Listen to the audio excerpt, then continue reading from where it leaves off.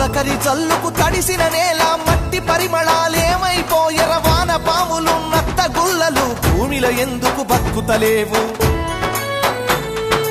పత్తి మందుల కత్తర వాసన రాయి పంట పొలాలల ఆ మిట్టికి తెచ్చిన అప్పే కట్టాయే నా రైతు కుతికపై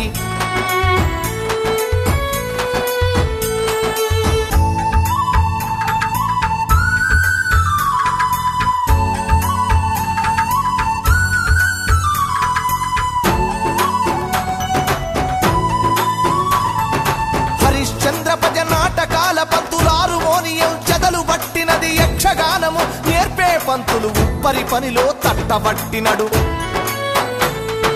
యాచకులు నా బుడగా సంఘాలు